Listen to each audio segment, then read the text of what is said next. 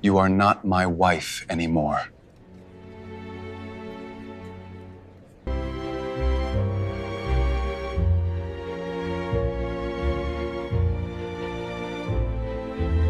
He replaced his wife with his dream woman, then watched his ex become someone he couldn't reach. May I ask you for a small favor? If this story touches your heart, please like, subscribe, and watch until the end. Your support helps this channel grow and continue sharing more emotional stories like this. He didn't invite her to celebrate love. He invited her to witness her replacement. The invitation arrived on a Thursday afternoon, tucked inside a thick cream envelope with Maren Whitlock's name written in silver ink, so careful it almost felt cruel. She stood in the narrow hallway of her apartment, still wearing her work shoes, the city humming beyond the window, and stared at the embossed hotel crest pressed into the paper. The Astorborn. She knew that ballroom. She knew the long marble staircase, the gold-trimmed mirrors, the chandeliers that made everyone beneath them look wealthier than they were. Callum had once promised to take her there for their 10th anniversary. They had never made it that far. Inside the envelope was a wedding invitation. Callum Voss and Sloane Mercer. Black tie. Saturday evening. 6 o'clock.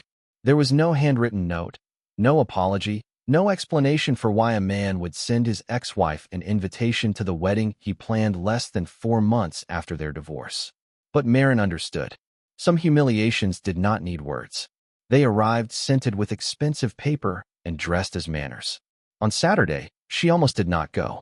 She stood in front of her closet for 20 minutes, one hand resting on the back of the chair where her old champagne-colored dress lay folded. It was not new. It was not bold. It was simply hers. She put it on anyway, pinned her dark hair low at the nape of her neck, and slipped the wedding ring she no longer wore into her small clutch. Not because she wanted him back, because something in her needed to return it in person, quietly, cleanly, without letting him make the final scene of their marriage belong only to him. The Astorborn glittered like it had been built to forgive rich people for being unkind. Valets moved like shadows under the entrance lights. Women stepped out of black SUVs in silk and diamonds. Men laughed too loudly near the revolving doors, already holding the confidence of people who had never been asked to shrink. When Maren entered the ballroom, conversation thinned for half a breath. Not enough for anyone to admit it, just enough for her to feel it across her skin. A few old friends looked away. Someone whispered her name near the champagne tower. She found her table in the far corner, not with Callum's family, not with the inner circle they had once shared, but beside 2 business acquaintances and an elderly aunt who seemed too embarrassed to meet her eyes. The placement was deliberate. Distance could be a message. So could a spotlight. At the front of the room, Callum stood beneath an arch of white roses, wearing a tuxedo that fit him the way success always had, perfectly and without gratitude. Beside him, Sloane Mercer smiled in ivory satin, beautiful in the effortless way magazines taught women to envy. She was polished, golden, and untouched by the years Maren had spent building the man now holding her hand. When Callum saw Maren, his smile did not falter. It sharpened. During the toast, he lifted his glass and thanked everyone for being part of his new beginning. His voice carried smoothly through the ballroom, practiced and warm enough to fool strangers. Then he looked toward Maren's corner, just for a second, and said, "Some people teach us what love is not, so we can recognize what love truly is."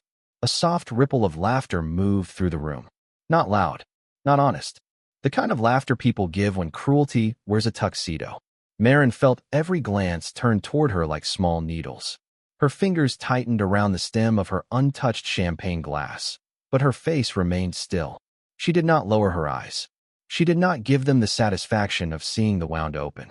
Callum continued speaking, praising Sloane as the woman he had always been meant to find, the woman who understood the life he wanted, the woman who matched his future.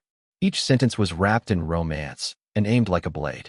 Maren sat beneath the chandelier's cold light and remembered the nights she had stayed awake fixing his investor decks, the mornings she had ironed his shirts before her own interviews, the scholarship letter she had folded away because he had said, "Just one more year, Maren, then it'll be your turn." The room applauded. Sloane leaned up and kissed his cheek. Callum looked adored, victorious, clean, and Maren, in the far corner of the ballroom, slowly opened her clutch. The ring lay inside, small and pale against the dark lining. She touched it once, not like a memory, like a key to a door she would never open again. For 6 years, Marin had learned how to disappear beautifully. It had not happened all at once. In the beginning, Callum had admired her ambition. He used to sit on the edge of their bed in their small apartment in Portland, watching her sketch hotel lobbies and restaurant interiors across the backs of old receipts, telling her that one day her name would be on buildings. Back then, his suits were not tailored, his shoes were scuffed at the heels, and every dream he had still needed someone else to believe in at first. Marin believed with both hands. She believed when his first pitch failed. She believed when their savings dropped below $800. She believed when he came home after midnight with tired eyes and a voice full of apology, promising that the pressure was temporary. She made coffee at 5 in the morning before his investor meetings. She proofread his proposals at the kitchen table while her own design applications sat unfinished beside her laptop. When he forgot birthdays, she called it stress. When he stopped asking about her work, she called it focus. When he began saying, "You understand me better than anyone," only when he needed something, she still mistook it for love. The first time Sloan Mercer's name appeared on his phone, Marin noticed only because Callum smiled before he answered. It was a smile he used to save for her. Sloan was a consultant then, brought in to help polish the public image of Callum's growing development firm. She spoke in clean sentences, wore winter white coats, and knew how to make every man in a conference room feel like he had discovered power by standing near her. Callum said she was brilliant. Then he said she was necessary. Then he said Marin was being unfair when she asked why Sloan texted him during dinner. The changes came quietly, like water slipping under a door. Callum started correcting Marin in public, gently enough that people laughed, and cruelly enough that she went silent. At charity events, he introduced her as the calm one, as if calm meant small. At home, he filled every room with his future until there was no space left for hers. When Marin received an acceptance letter for a competitive design residency in Chicago, she placed it on the counter beside his coffee and waited for joy. Callum read it twice, then rubbed the bridge of his nose and said, "Right now? Marin, this is the worst possible timing." She remembered the kitchen light flickering above them. She remembered the smell of burnt toast. She remembered folding the letter into thirds with hands that did not shake until later. "Just one more year," he had said, touching her shoulder like he was granting mercy. "Then it will be your turn." 1 year became 2. 2 became 6. By the time Callum's company opened its downtown office, Sloan had a glass-walled room beside his, and Marin had a drawer full of unfinished sketches. The night he finally asked for a divorce, he did not shout. That might have been easier. He stood in their living room wearing the navy tie she had bought him for his first major contract, and said, "I think we have become different people." Marin looked around at the house she had chosen, the curtains she had hemmed herself, the framed photo from a beach trip where Callum had already been texting someone else between every smile. She almost asked him when he had started saying, "we," when he meant you. Instead, she asked, "Is there someone else?" Callum's silence answered before his mouth did. He said Sloan understood the life he was building. He said Marin deserved someone who wanted the same quiet things she did. Quiet things. The word stayed with her. As if loyalty was quiet because it lacked value. As if sacrifice was quiet because it lacked beauty. As if she had not spent years holding the floor steady beneath his feet while he learned how to stand above her. In the ballroom, as the applause rose for Callum and his new bride, Marin sat very still and let the memory pass through her without making a sound. The woman everyone pitied was not the woman she had been. Not anymore. Beneath the table, her fingers closed around the ring inside her clutch. For the first time that night, she did not feel like she was holding the past. She felt like she was holding proof. By the time the first dance ended, Marin had memorized every exit in the ballroom. It was an old habit from the marriage, knowing where to go when Callum turned a room against her without raising his voice. The orchestra played something soft and expensive. Guests circled the newlyweds with champagne and compliments, their laughter floating up toward the crystal chandeliers as if nothing unkind had ever been said beneath them. Marin stayed seated in the far corner, the ring still hidden in her clutch, the weight of it small but stubborn against her palm. She had planned to leave after the ceremony. She had planned to walk out quietly, mail the ring back on Monday, and let the evening become another bruise no one could see. But then Callum crossed the room. He came without Sloane at first, smiling as if he were approaching an old friend instead of the woman whose life he had packed away like a mistake. Two men from his firm followed a few steps behind him, not close enough to interfere, close enough to witness. Marin saw the performance before he spoke. Callum had always needed an audience when he wanted to feel righteous. "Marin," he said, his voice warm enough for strangers. "I am glad you came." She looked up at him. "You sent an invitation." "I did." He glanced toward the nearby tables, then back at her. "I thought it might help. Closure, you know." The word landed between them, polished and hollow. Closure.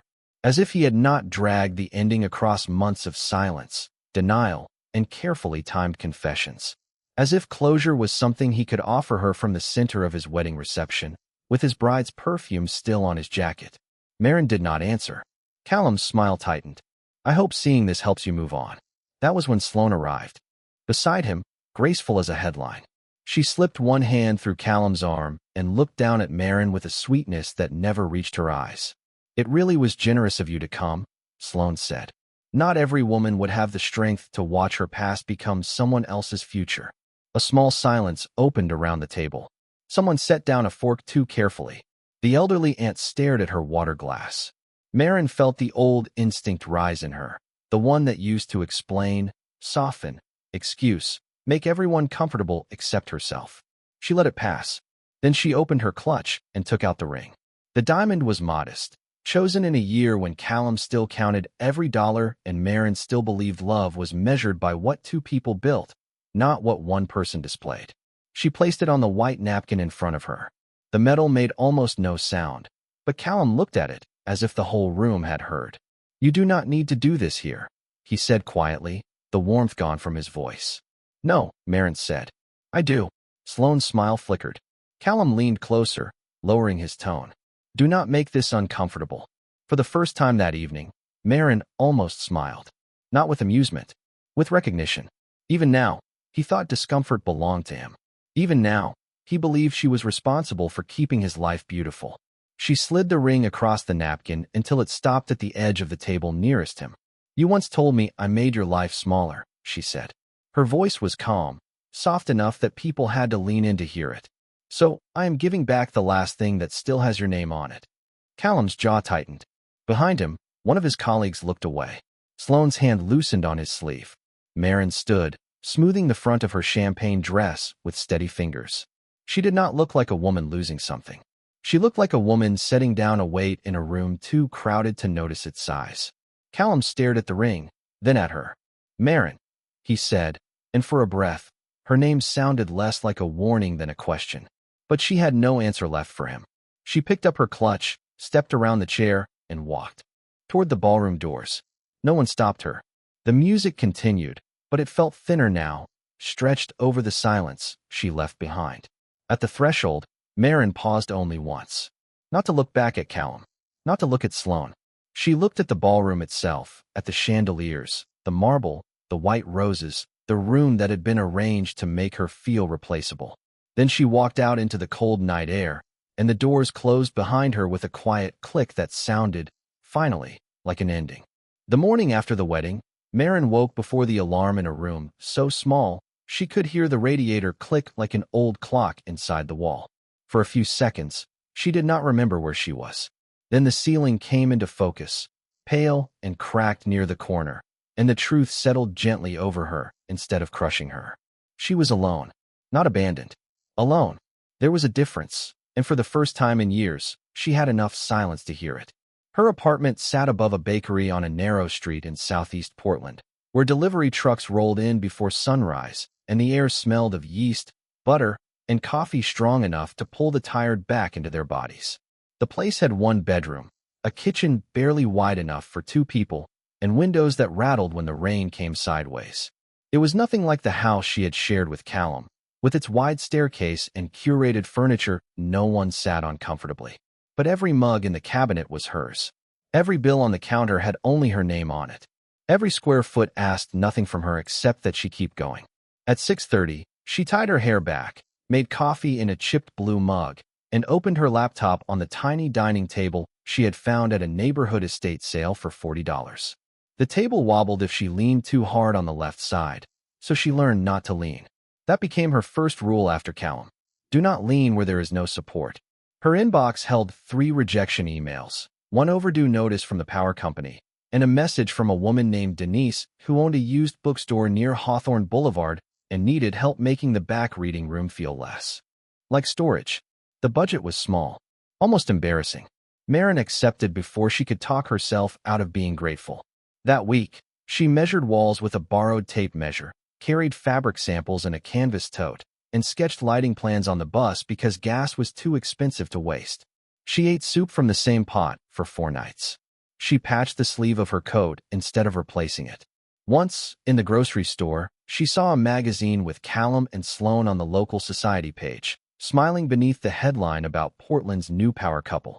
Marin stood under the fluorescent lights with a carton of eggs in her hand and waited for the pain to rise. It came, but smaller than she expected. Not gone, just no longer in charge. She put the magazine back without opening it. Work did not heal her quickly. Nothing did. Healing was not a door she walked through one afternoon wearing better clothes. It was 100 ordinary mornings when she chose not to check Callum's social media. It was sending invoices with a shaking hand and learning to follow up when clients ignored them. It was saying her rate out loud without apologizing. It was standing inside empty rooms and seeing what they could become before anyone else did. The bookstore came first, then a tea shop whose owner wanted warmth without clutter, then a studio apartment for a single mother who cried when Marin found a way to turn one room into a bedroom, office, and safe little world for a child with glow-in-the-dark stars on the ceiling. Marin did not make much money, but she began leaving pieces of herself in places people loved. A reading lamp angled toward a worn leather chair. Pale green paint that made a narrow room breathe. Curtains hung high enough to convince a low ceiling it had more dignity. At night, she returned to the apartment above the bakery with sore feet and graphite smudges on her fingers. Sometimes she fell asleep over sketches. Sometimes she woke with her cheek pressed to a blueprint. The city still dark outside. The first bakers already moving downstairs. On those mornings, she would sit by the window and watch the streetlights fade from amber to gray, holding her coffee between both hands. There were no flowers, no applause, no man telling her she was finally worth seeing. Just rain on the glass, the smell of bread rising below, and a woman slowly remembering that her life had not ended because someone else had stopped choosing it. 3 months after the bookstore opened its new reading room, Marin stopped expecting anyone important to notice her work. That was not bitterness. It was peace. She had learned that small rooms could save a person if they were made with care. A woman could build dignity into a narrow hallway, warmth into a forgotten corner, light into a place people had already dismissed. So when the owner of a quiet tea shop on Division Street called to say a customer had asked for the designer's name, Marin thought it might be someone wanting help with a breakfast nook or a home office. She wrote the number down on the back of an old receipt and called during her lunch break, standing beside the bakery's back door while rain tapped softly against the metal awning. The man who answered had a calm voice, low but clear, the kind that did not rush because it was used to being heard. "Miss Whitlock," he said, "my name is Ronan Vale. I visited Alder Tea House yesterday. I was told you designed the interior." Marin looked down at her coat sleeve, where a line of white paint still marked the cuff. "I did." There was a pause, not empty, but attentive. "The space understands silence," he said. "That is rare. Most clients talked about budget first, or color, or whether she could make something look expensive without costing too much. No one had ever called her work silent and made it sound like praise. She almost did not know what to say. Ronan asked if she would meet him the following afternoon at the tea house. Marin arrived 10 minutes early, carrying her portfolio in a worn leather case she had bought secondhand. She expected a contractor, maybe a restaurant owner, someone practical with a spreadsheet and a tight deadline. Instead, she found a man in a charcoal overcoat seated near the window, one hand around a plain white mug, reading nothing, scrolling through nothing, simply observing the room as if he had come to listen to it breathe. He stood when she approached, tall, composed, with dark hair touched lightly with silver at the temples. He offered his hand without holding hers too long. "Thank you for coming," he said. Not charming, not rehearsed, just respectful. Marin sat across from him, setting her portfolio carefully on the table. Around them, rain blurred the windows and made the afternoon feel private. Ronan did not ask about her divorce.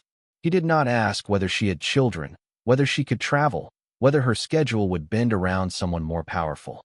He asked why she placed the reading lamps lower than standard height. He asked why the back wall was sage instead of cream.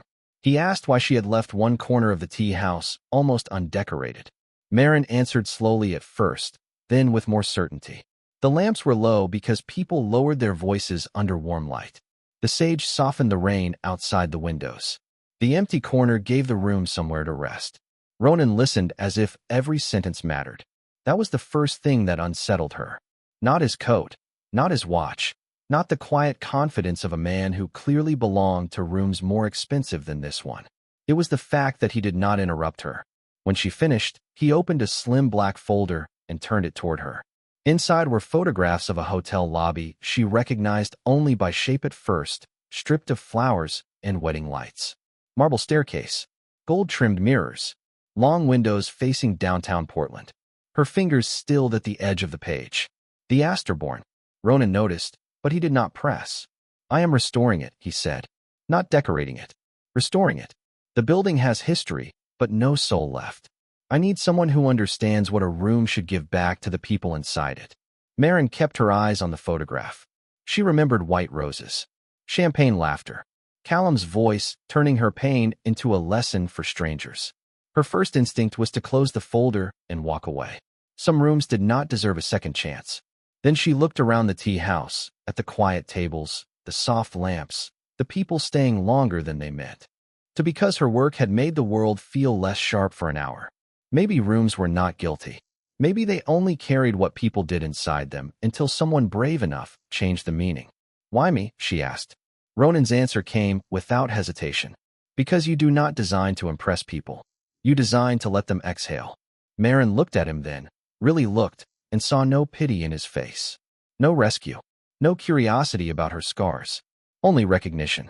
Outside, the rain slid down the glass in thin silver lines. Inside, the black folder remained open between them.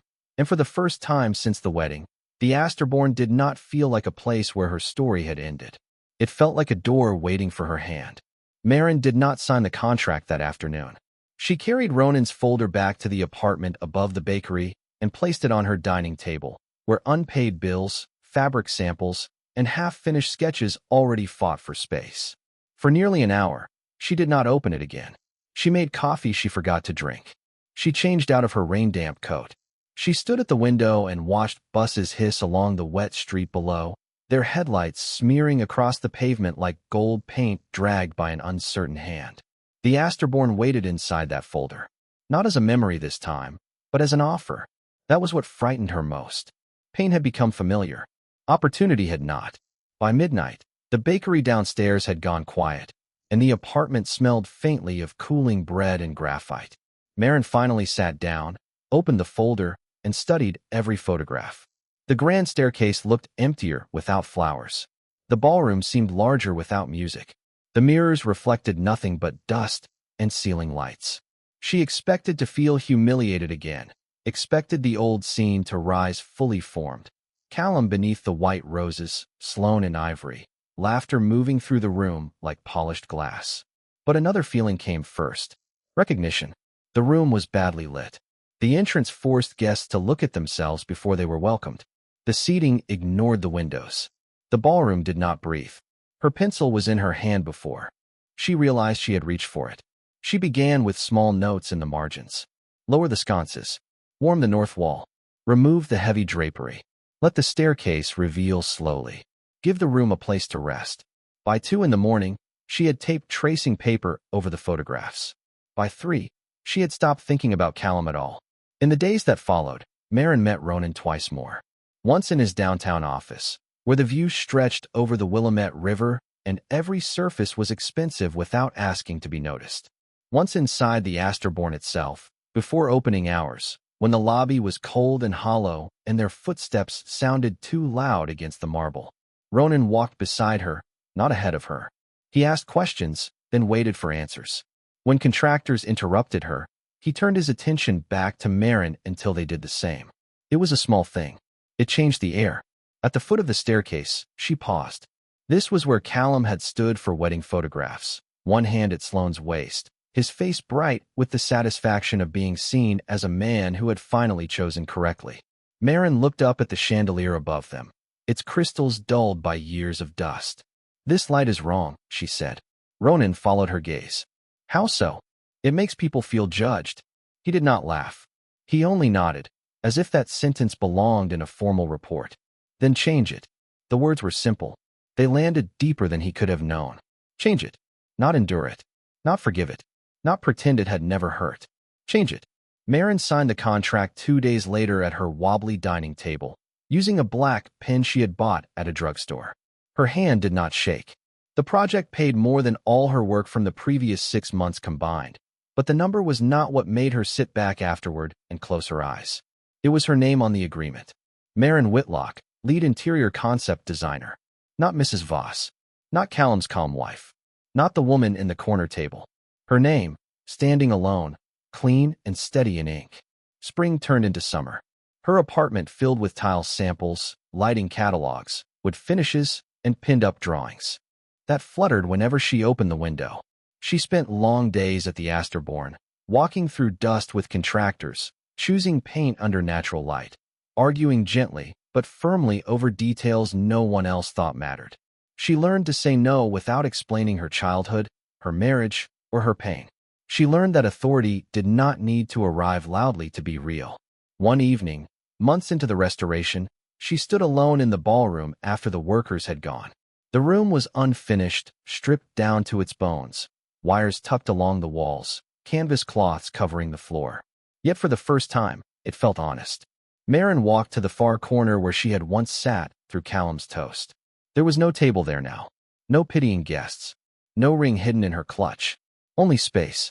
She knelt, opened her notebook, and drew a small reading alcove beneath the window, a quiet place no one would notice at first, but everyone would remember afterward.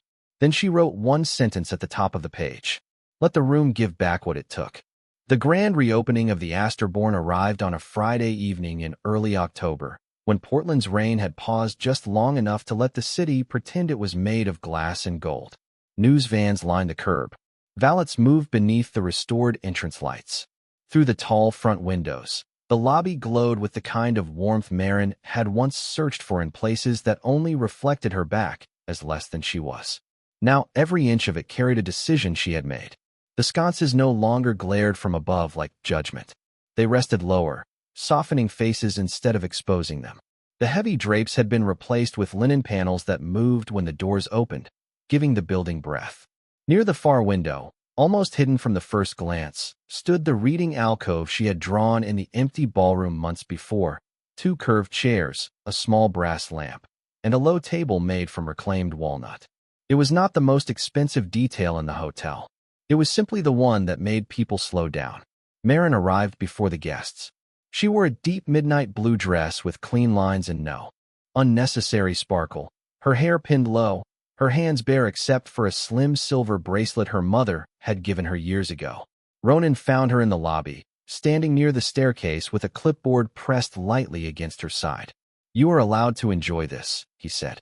Marin looked at the room, at the marble warmed by amber light, at the floral arrangements that finally knew when to stop, at the staff moving with nervous pride. "I am," she said. It surprised her that she meant it. An hour later, the hotel was full. Investors shook hands near the bar. Local journalists took photographs of the restored ceiling. Women in dark gowns leaned toward their husbands and whispered about the lighting. Men who had once overlooked details now stood admiring them without knowing whose restraint had taught the room how to shine. Marin moved through it quietly, answering questions from staff, adjusting a place card near the donor table, smoothing one corner of the guest book. She did not need to be seen by everyone. The work already saw her back. Then the front doors opened, and the air changed before she turned. Callum entered with Sloane on his arm. He looked exactly as she remembered, and somehow smaller than the memory. His tuxedo was perfect. His smile was polished. His confidence had the same practiced ease, but now Marin could see the effort under it. Sloane wore emerald silk and a necklace bright enough to draw eyes before her face did. Together, they stepped into the lobby like people arriving to claim a higher floor of their own lives. Callum was there for business. Marin knew that much from Ronan's briefing. Voss Development had been courting a contract to operate several restaurant spaces connected to Vale Hospitality's regional expansion. For Callum, tonight was not just a party. It was a door he wanted opened. He did not know who had designed the room he was standing in. At first, he did not see her. He was speaking to a hotel executive, laughing with that careful warmth he used when money was nearby. Then his gaze moved past the staircase and stopped. Marin stood beneath the newly lowered chandelier, not hidden in the corner this time, not seated near strangers, not holding a ring inside a clutch. For one silent second, his face forgot what it was supposed to be. The smile stayed, but the eyes changed. Recognition came first, then confusion, then something sharper, because the woman in front of him did not match the version he had kept in his mind. She was not broken. She was not waiting. She was not dressed to be noticed, yet the room seemed to make space around her anyway. Sloane followed his gaze. Her expression remained pleasant, but her fingers tightened around the stem of her champagne glass. Callum excused himself from the executive and crossed the lobby with Sloane beside him. Each step measured, each step trying to rebuild the advantage he had lost by simply seeing Marin standing there. "Marin," he said when he reached her, "I did not expect to see you here." She turned fully toward him. "Good evening, Callum." The calm in her voice made his smile work harder. "This is quite an event. I assume you know someone on the planning committee?" Behind the question sat the old assumption, dressed politely, that she could only enter a room like this through someone else's invitation. Marin looked at him, then past him, at the lobby she had changed beam by beam, fixture by fixture, breath by breath. She did not answer quickly. She let the silence do what it had once done to her. Let it make him aware of everyone nearby. Let it make him hear the soft clink of glasses, the footsteps on marble, the pause in Sloane's breathing. Then she said, something like that. Callum's eyes narrowed, searching her face for embarrassment and finding none. Before he could speak again, the hotel director approached from the ballroom doors, relief crossing his face when he saw her. "Marin, there you are," he said. "The board is ready for the reveal." Callum's smile thinned as the director turned to him with professional courtesy. "You have met Miss Whitlock, of course. She is the creative lead behind the restoration." The words settled between them with the quiet weight of a door locking from the other side. For a moment, no one moved. The hotel director's words remained in the air, elegant and irreversible, while Callum stood. Beneath the warm light Marin had chosen and tried to make his face obey him. "Creative lead," he repeated, as if the title were a foreign language he had almost understood. Marin did not rescue him from the silence. She had spent too many years filling every uncomfortable pause he created, softening his edges, explaining his moods, turning his selfishness into stress so other people would still admire him. Now she simply held her clipboard at her side and let the truth stand on its own. Sloane was the first to recover. Her smile returned, thinner now, carefully placed. "How impressive," she said. "I had no idea you were working on projects at this level." The words sounded polite enough for the room, but Marin heard the small hook underneath them. At this level, as if she had climbed into a place not built for her. Marin looked at Sloane with the same calm she used when reviewing a poorly placed wall fixture. "Most people did not," she said. "That was useful." The hotel director glanced toward the ballroom doors. "Miss Whitlock, Mr. Vale is waiting." At the sound of Ronan's name, Callum's attention sharpened. Vale Hospitality was the reason he had come. For weeks, his office had prepared proposals, projections, menu concepts, and partnership packages. He had rehearsed sincerity for Ronan Vale the way other men rehearsed wedding vows. Now he looked at Marin as if a hidden door had opened behind her, and he had just realized she had the key. "You know Ronan Vale?" he asked. "I work with him," Marin said. Such a small sentence. So clean. So impossible for him to bend into something lesser. Before Callum could respond, the ballroom doors opened, and the sound of conversation rolled toward them, warm and expectant. Guests began drifting inside for the reveal, drawn by staff in black suits and soft voices. Marin stepped forward, and for half a second Callum moved too. Not enough to block her, just enough to test whether the old gravity still existed between them. It did not. She passed him without changing her pace. Inside the ballroom, The transformation was complete. The white roses from Callum's wedding were gone. In their place were deep green arrangements, low and restrained, letting the architecture speak. The chandeliers no longer poured cold brilliance down on the room. Their light had been softened, warmed, taught mercy. Along the far wall, a velvet curtain covered the donor plaque and dedication panel. Ronan stood beside it in a dark suit, speaking quietly with two board members. He turned when Marin entered, and the expression on his face changed only slightly, but enough. Not possession, not surprise, respect. He met her halfway, his hand resting lightly at her back for one brief moment. A gesture so understated that only Callum would have known how much it revealed. Not ownership, partnership. Ready? Ronan asked. Marin looked around the ballroom, at the investors, journalists, executives, and guests waiting with champagne glasses in their hands. Then her eyes found Callum near the entrance. Sloane stood beside him, but his gaze was fixed only on Marin now. Not with love, not yet with regret. With the stunned discomfort of a man realizing the person he had underestimated had been shaping the room around him. Yes, Marin said. Ronan stepped to the microphone. His voice moved easily through the ballroom. The Astorborn did not need a surface renovation. It needed memory. It needed restraint. It needed someone who understood that elegance is not about being noticed first, but being remembered longest. He turned toward Marin, and the room followed his gaze. Tonight, we honor the person who gave this building back its soul. The curtain was drawn aside. The plaque beneath caught the chandelier light, brushed brass against deep walnut. For 1 second, Marin did not breathe. Her name was there, engraved cleanly, without apology, without attachment to anyone else's legacy. Creative Vision by Marin Whitlock. Applause rose slowly at first, then filled the ballroom, not loud in a cheap way, but full, undeniable. The sound moved through the room that had once held her humiliation and returned to her as recognition. Marin stood still, her hands relaxed at her sides. She did not search for Callum's face, but she felt him looking. When she finally turned, he was staring at the plaque as if the letters had rearranged. Something inside him. Sloane's smile had disappeared. One of the board members near Callum leaned toward another and murmured. Voss never mentioned he knew her. Callum heard it. Marin knew he did by the way his shoulders tightened. Ronan gestured for her to join him near the plaque.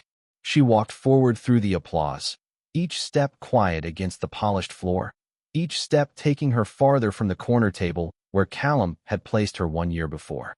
When she reached Ronan, he handed her the ceremonial key to the restored ballroom, bronze and heavy, resting on a navy ribbon. Marin accepted it with both hands. Across the room, Callum's expression shifted at last. Not anger, not pride, something colder. The recognition that she had not walked back into his world. He had walked into hers. The applause faded the way rain fades against tall windows, slowly at first, then all at once. The Astorborn kept glowing around Marin as if the building itself had learned how to breathe again. Guests returned to their conversations. Cameras flashed near the plaque. Ronan spoke with two board members by the ballroom doors, the bronze key now resting in a glass display case beside the dedication wall. Marin stood near the reading alcove, watching a woman settle into one of the curved chairs with a quiet smile, and felt something in her chest loosen. Not triumph. Something steadier. Peace with a pulse. She was reaching for a glass of water when Callum appeared beside the window, his reflection arriving in the glass before his voice did. Marin. She did not turn immediately. Outside, downtown Portland shimmered under the first thin lines of evening rain. 1 year ago, she had left this room carrying the kind of silence that felt like exile. Tonight, silence belonged to her differently. It did not hide her. It held her upright. When she faced him, Callum looked less polished than he had at the entrance. His bow tie sat slightly uneven. His smile was gone. Sloane was nowhere near him, though Marin could see her across the room speaking with another couple, her posture elegant and cold. I did not know, Callum said. It was not an apology. Not yet. Maybe not ever. It was only the first sentence a proud man could manage when regret had found him in public. Marin held the water glass with both hands. You did not ask. His eyes moved toward the plaque, then back to her. You used to talk about design all the time. I did. I thought. He stopped, and the pause showed more than the words would have. He thought it was a hobby. He thought it was something she would outgrow. He thought his future was the only one in the room worth protecting. Marin let him stand inside the sentence he could not finish. Callum looked toward Ronan, who was now listening to the hotel director with the calm attention he gave everyone. Vale trusts you. Yes. That is not easy to earn. No, Marin said. It is not. Something moved across Callum's face then, a bruise no one could see forming under pride. I guess I did not realize you could become this. The old Marin might have taken that as a compliment, because she had once been trained by loneliness to accept crumbs if they came in a gentle voice. This Marin heard the shape of the insult still living inside it. Become this. As if she had been nothing before his recognition arrived late and empty. She set the glass down on the window ledge. That was never the problem, Callum. Her voice stayed soft. The room around them continued to hum, unaware that a marriage was finally ending in the only place Callum had allowed it to become a spectacle. You just never looked. He lowered his eyes. For once, he did not have a clever answer. Across the ballroom, Ronan glanced over, not possessive, not worried, simply present. Marin gave him the smallest nod. Then she turned back to Callum. I hope the life you chose is kind to you, she said. The same word she had once almost used as armor, now offered without bitterness. I mean that. Callum's mouth tightened, and for a moment she saw the man from the early years, the one with scuffed shoes and impossible plans, the one she had believed in before admiration became entitlement. But memory was not a door. It was only a window, and windows were meant to be looked through, not lived behind. Marin stepped away from him, crossing the ballroom with no hurry.